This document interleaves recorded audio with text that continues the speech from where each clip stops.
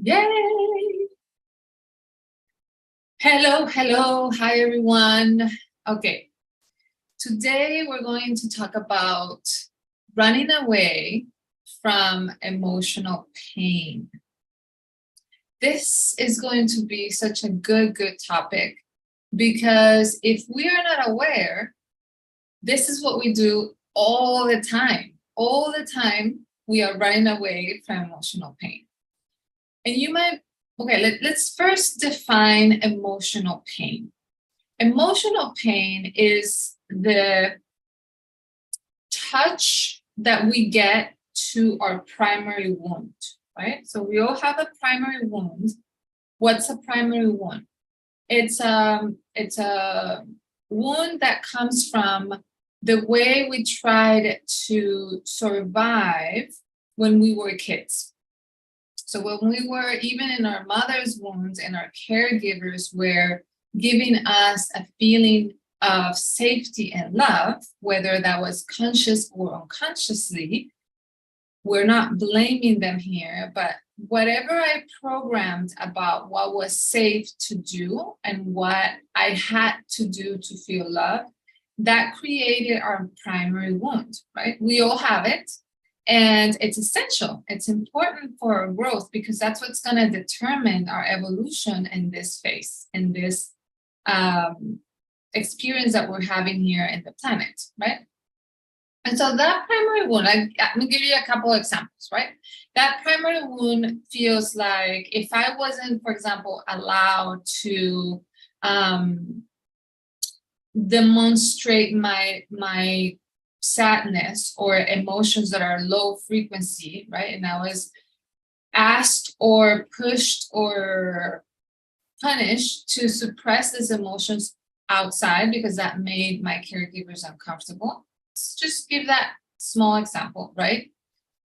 Then I registered in my programming that those low emotions not only are not good, but when I express them, I'm not loved, right? And that all happens in a subconscious level. That creates a wound, meaning there is something about me that I have to hide. And every time I feel that somebody touches that thing about me, then it reminds me of how I'm not seen or how I'm not loved. Yeah. Why am I not seen and not loved? Because that's how I learned. Hi everyone. I'm looking up there, but I'm here too. Okay. So that's how I learned that I could feel loved and I could feel safe. Yeah. And so what I do in my life, if I'm not aware of this, what starts happening is that programming helped me in that moment, right, to get the love that I wanted. And my brain is all hardwired to do that for me. But then later on, as an adult, that programming is not helping me anymore. And what I'm used to doing, that's why it's called the programming, right? What I'm used to doing is I'm going to hide it. So it's similar to like having a whole wound in my arm, right? Let's say I have a real wound that's bleeding in my head, and I'm always hiding it so nobody can see it because that's what I was programmed to do. Yeah. And so what I try to avoid when I talk about emotional pain, running away from emotional pain is like any situation that is going to then touch that wound. What are, in that example that we were talking about, what are situations like that?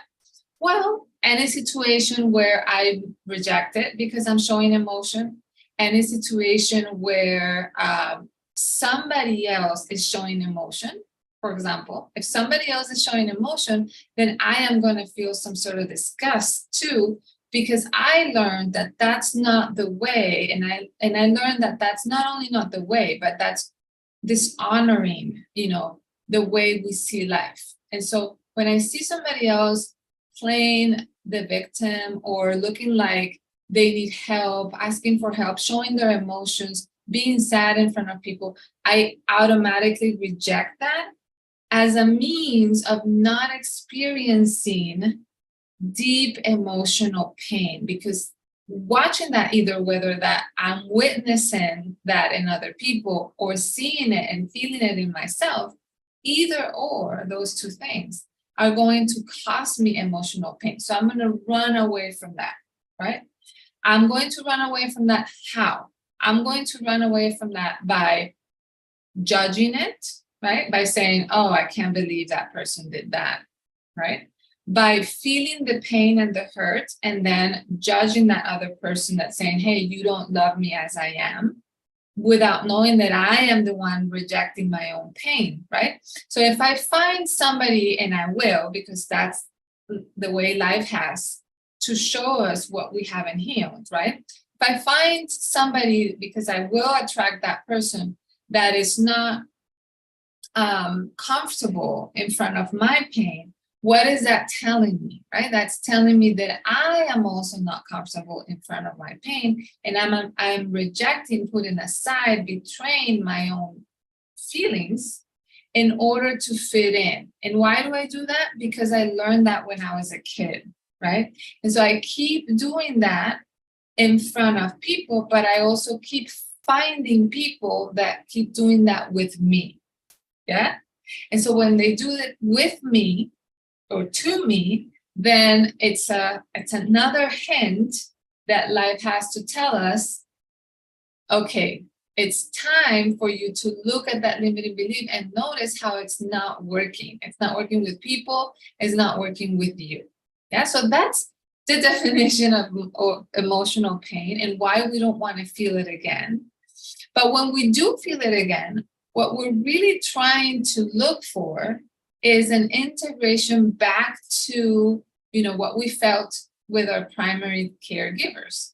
And so when I see a person in front of me that's rejecting me because I'm expressing those emotions or those needs, it looks like what I want is their approval and their validation. But what I really want, really want, is my caregiver's approval and self-validation, right? And so I have to go back there, not to be in a nostalgic, melancholic, sad space and stay there in a whining feeling.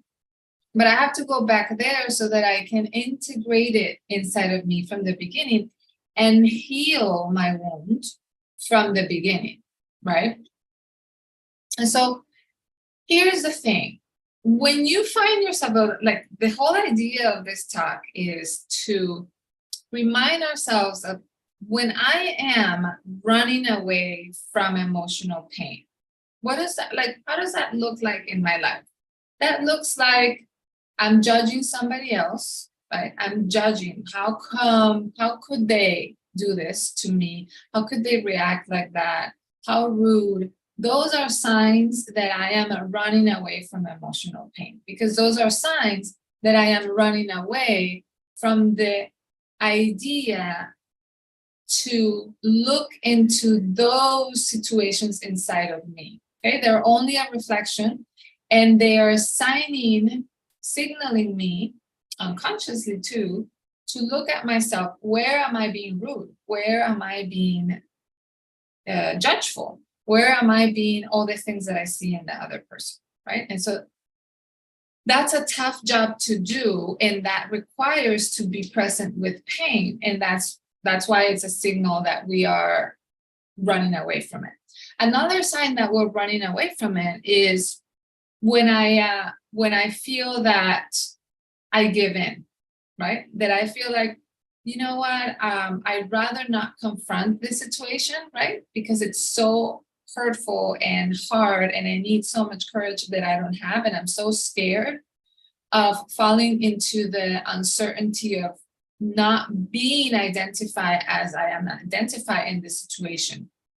For example, I don't know who I am outside of this marriage, or I don't know who I am outside of this title in this job and working life like this, or I don't know who I am outside of the role of being a mother, or I don't know who I am outside of the role of being, her child, or, his daughter, or whatever the role is. And so confronting the uncertainty of creating and generating the next step of evolution for me, it's so scary that I'll just give in, even if that means that I am putting up with something that is not my biggest dream, that it's not my highest potential, that is not where I want to be. Or even harder to identify, I'm putting up with something that is good, that is not bad.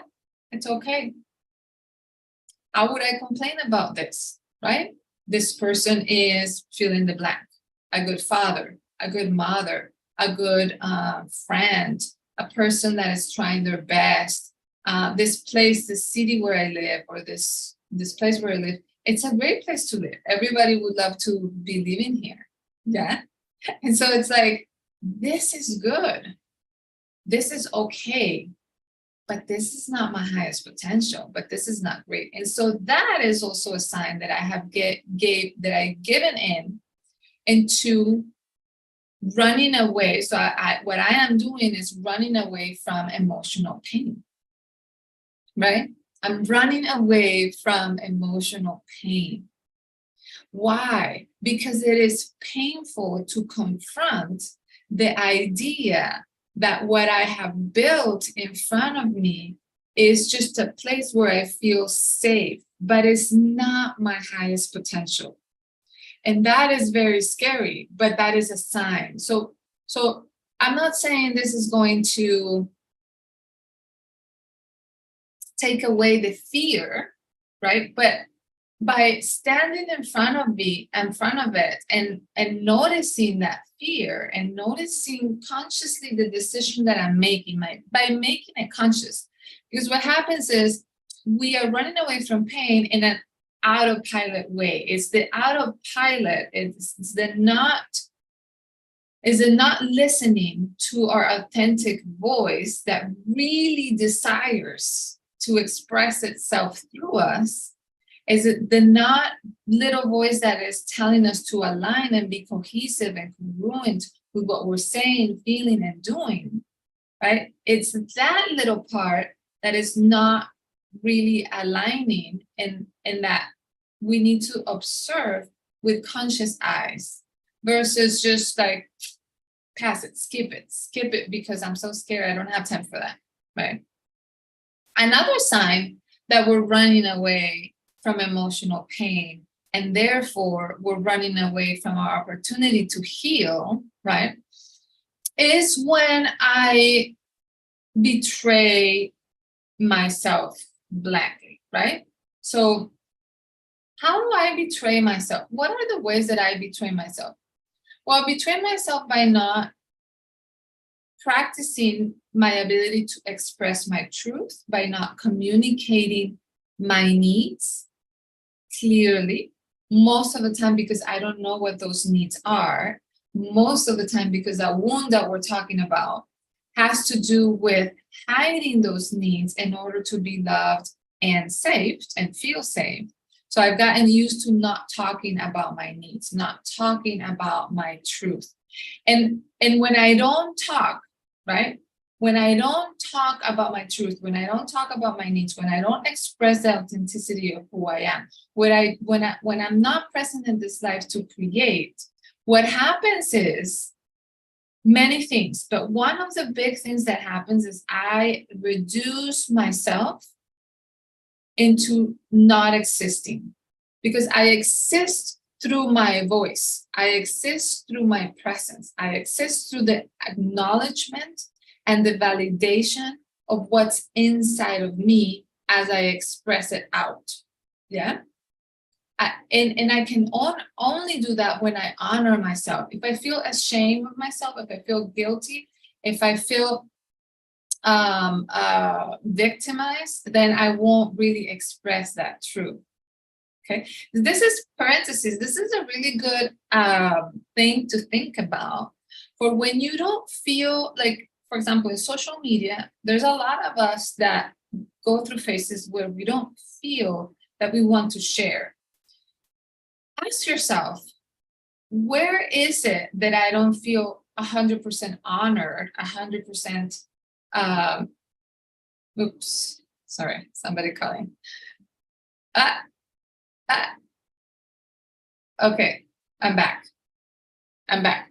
So where is it that I am not feeling 100% honor to be living this particular life, whether it's my job, my relationship, my house, my anything? There's something inside me that I'm feeling judgmental about, or ashamed about, or victimized about, or guilty about.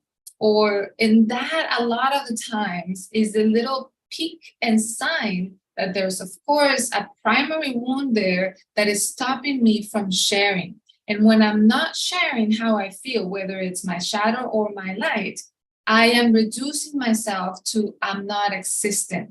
And when I don't exist, right, I am contributing to the idea that people don't see me, to the idea that people can ignore me, to the idea that people don't understand me, to the idea that people can abandon me, reject me, right? Why? Because I'm not existential. That's not necessarily the truth of my being, right? There's grace in the truth of my being, meaning I exist because I am true. But if I, in my process of co-creating with life, I am not aligning with the evolution of co-creation by honoring that existence, I start to reduce my word. I start to reduce and I start to get small about who I am. When I start to get small about who I am, then what do? I am showing up for people, right? Just listening and maybe judging, but I'm not expressing myself. Yeah, so that's another sign, right? When I'm not expressing myself, whether it's in creativity, meaning I'm consuming more than what I'm creating, that's a big sign that I'm not expressing myself. That's a great way to self-diagnose that you're running away from emotional pain and therefore resisting the healing process. Yeah. So how do I express myself? Well, these are the places where we want to look at, because a lot of times we're not ready yet, or in the place yet of self-trust where we're ready to create. What do I mean about create? Well, what I mean is we all came here with a very unique, authentic, unique. This word is so used, but it means its meaning is so important, right? Meaning nobody else in this whole, not only planet, but this whole time, not in the, nobody in the 1960s or nobody in 2340, or it doesn't matter in all dimensions. Nobody else is going to have the combination of a being that you have, right? That uniqueness kind of translates into an important miracle that is happening within you. Yeah. And so when we don't realize that, or when, better said, when we realize that, we then are ready to create in whatever situation that is, right? I use my creativity, my wonder, and my curiosity to provide to become a beneficial presence wherever I go. That means I leave places better than how I found them. I create in order to benefit me, but also in order to say yes to the uncertainty of the creative process. Whether that means I'm going to create a garden here, or whether that means I'm going to create the most wonderful garage in my house, or whether that means I'm going to create this great platform at my job, or whatever that means, there is, when we are truly standing in our vessel, there is something trying to come out of you. But when that's not the case, in the sense that we're not ready for that, because we're working in so many of our primary wounds, and we're working in so many of our primary inner subconscious beliefs, that I'm not ready to be that expression of creativity in the world, then we need to go back to the basics of, like, how can I then express my needs? How can I have my needs clear? what is it? What am I talking about my needs, right? This also opens the door for our ability to dream bigger, to see, manifest, and project a new reality in our lives that is not based on the limiting beliefs that I was impregnated with when I was a child. And this happens so unconsciously, right? Going back to that example that we talked about. If I was never allowed to express how I feel, all the range of different emotional patterns, I was never allowed to express, maybe even could be happiness, but most likely I wasn't allowed to express when I was sad, or when I was frustrated, or when I was mad. Then my reality, the reality that I'm creating, if I haven't worked on that, if I haven't done the work on that, the reality that I am creating is based on that inner child needs, that literally, that inner child needs, right? Like, see me, see me, see me. So from that space of scarcity, right, of survival mode, I am not really looking at my true needs within a field of abundance. Yeah, within a field of abundance, because that inner child that is working in me through my relationships, through my job, through the way I see life, is in survival mode. Yeah, it's in survival mode. So when that child is in survival mode, and I have no tools to reparent that child, then I am not really able to express my true needs. And even when I see, or somebody can help me express those true needs, I would probably be so scared of doing that, because that inner child has taken over. It's the one in control, and that inner child does not believe that I deserve those needs to be met. And so inner child is already assuming for me that, why would I say that if those needs are not going to be met, right? Why would I even say them? They're not going to be met. Because she or he is not like that. Because Daria, you don't understand. They're not going to listen. They're not going to change. They're not going to pay attention to me. What difference would it make if I express my needs, or I don't? Believe me, it makes a huge difference.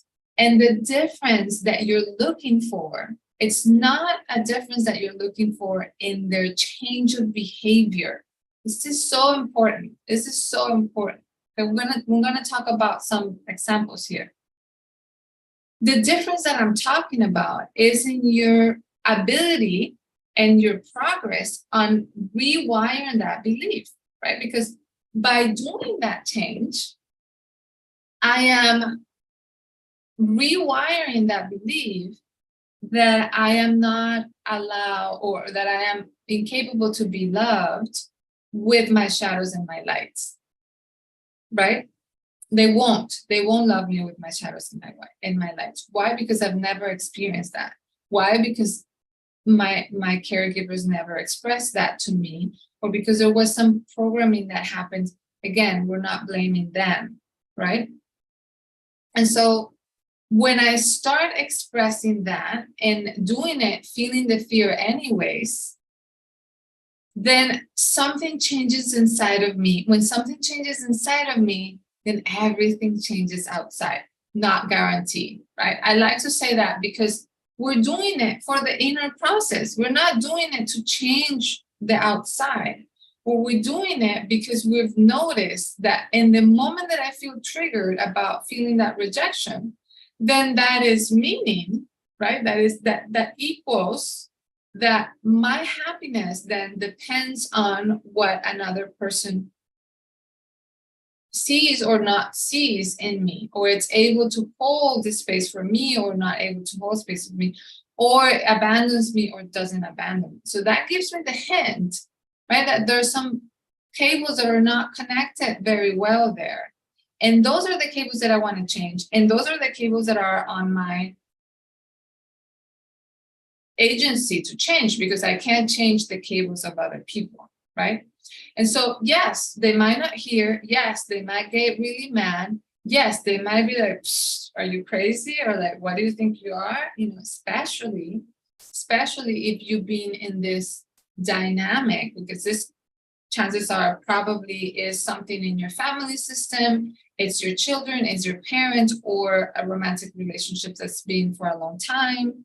Even if it's not for a long time, it's hard, it's challenging, because you've shown up to this dynamic one way for, who knows, 10 years. And then all of a sudden you're becoming somebody else, and you're going to change the choreography of what's happening. And when you change the choreography, of course the other people are not going to like it. Of course the other people are going to like trip, you know, with this new steps. You know, they were so used to when you move this way, they move that way, right? They were so used to that. When you start crying, then they do this, right? And then when they do that, you feel bad, you go to your room. And then there is dynamics that we need to break. They're breaking because your inner belief about who you are, it's also changing. So that needs to change. Yeah. So back to the subject, the topic of this session. Do you guys have any particular questions or any examples that you want to give me? Let me know. So back to running away from emotional pain is, the idea is that we gather the tools of contemplation and presence so that we can notice it.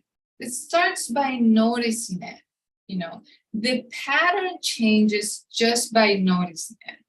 A lot of times we're not able to do anything, but just knowing that it's there, sometimes we can change things in retrospect, okay? Just notice it. When do I run away from emotional pain? When I don't want to confront, when I don't want to go through difficult situations, when I'd rather not talk about that. Because talking about that means that I see the possibility that this job is not going to work. And so that means that I have to look at the fear of what would I do without this job? And that means that I have to make a decision about whether I stay or I leave, right? Or that means that I have to look at the decision of staying while I was betraying myself for the last 5 years. And that makes me feel bad. That makes me feel guilty. Not necessarily. The reason why we're talking about this is because, no, we can use this signs, we can use this hints to help us realize, wait, there's a different way that I can approach this. And now that I have, you know, a whole different understanding and a broader view of everything, I can little by little take these steps. I can little by little talk to my partner or talk to my boss and start expressing myself. I start doing the difficult conversations, even if the difficult conversations now are even more difficult because the person is going to get even madder, or it's going to be more hurtful, or it's going to be more, but I am a lot more armed with tools that are going to help me stay present with that pain, right? In understanding that emotional pain is part of life. You guys, okay, let's all breathe into that. Okay. Any new creation that happens within your life, how does creation, like, how does Mother Earth, how does this love intelligence that's governing this universe, how does Source has informed us and taught us about creation happening in this world? We know that it comes through the feminine, right? That we know. We know that it doesn't come without pain. There's some pain in transformation. There's no transformation without pain. We've seen it. We experience it. It's a omnipresent truth that it's never changing, right? There's some pain involved in transformation. There's some pain involved in creation. And there is some work. there is work involved in life. I'm not talking about a battlefield, or I'm not talking about efforting your way up against the grain, right? No, I'm talking about work, the work that requires eating the shit sandwich. This is from Elizabeth Gilbert, which I love, right? There's always some sort of shit sandwich that we need to eat through the process of giving birth to the new version of us. And a lot of times that shit sandwich is going through disappointment.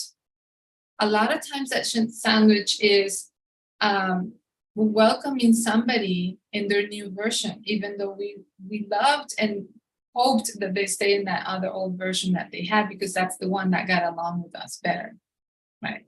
A lot of times that shit sandwich means that I am going to have to feel my heart broken in little pieces, because the other person is moving and doing something that is different from what I thought it was going to be, or life is doing and giving me some sort of process of crisis that is different from what I thought it was going to be. Yeah. But what does help us in that process of emotional pain, that we know it's part of growth, that we know it's part of healing, that we know it's part of transiting to the next version of ourselves? Trust. Trust. Trust.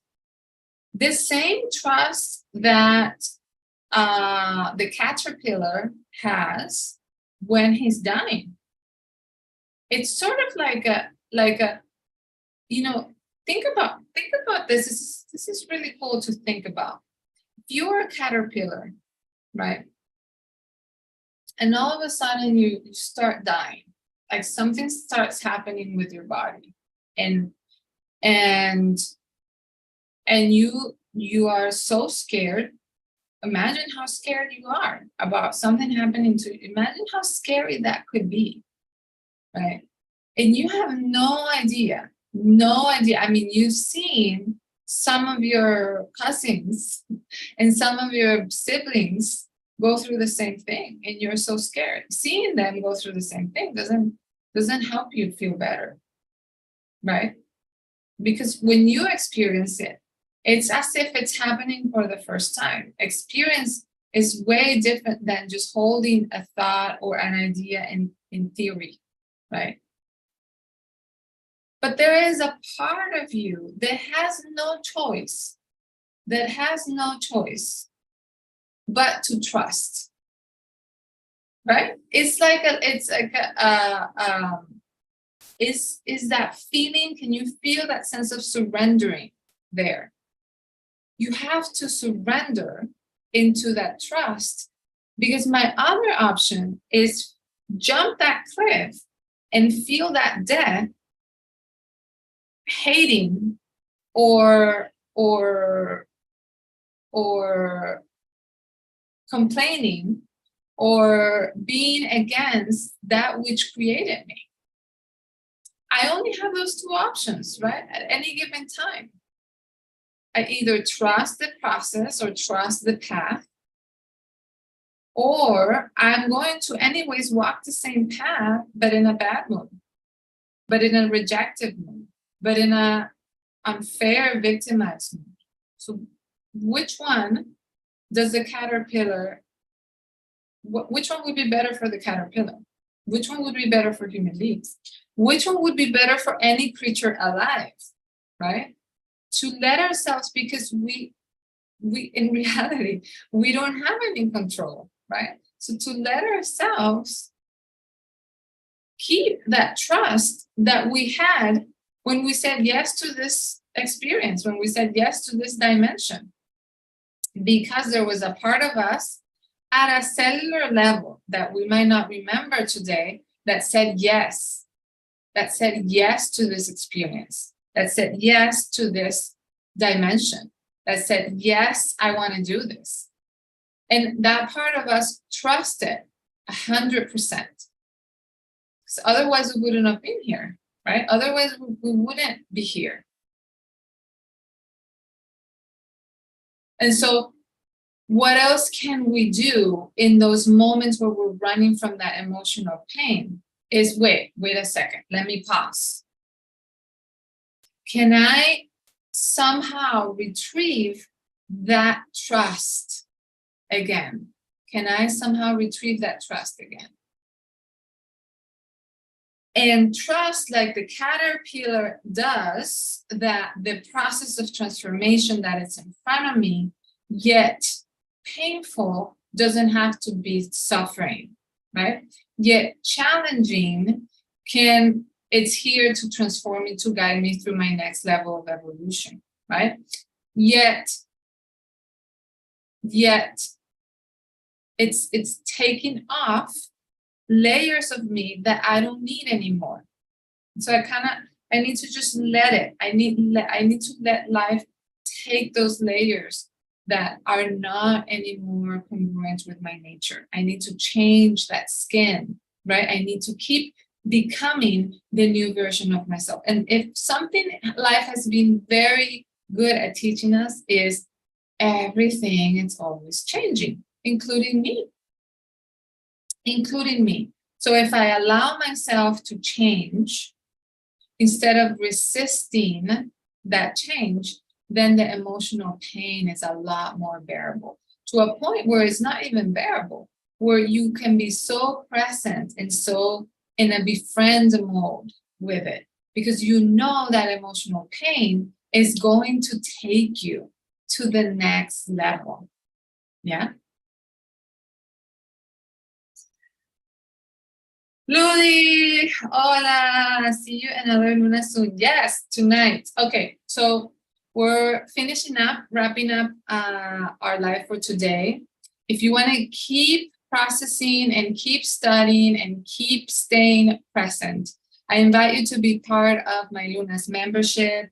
It's a monthly gathering that we do energy circles, we do a master class, we do healing together, mini coaching sessions, and we're always creating in community. So if you feel like you need community, you feel like you need the support and to learn more about what's the next version and how can you get to that full potential, link in my profile, please. And then also I have my CWR Conscious Woman Roadmap program.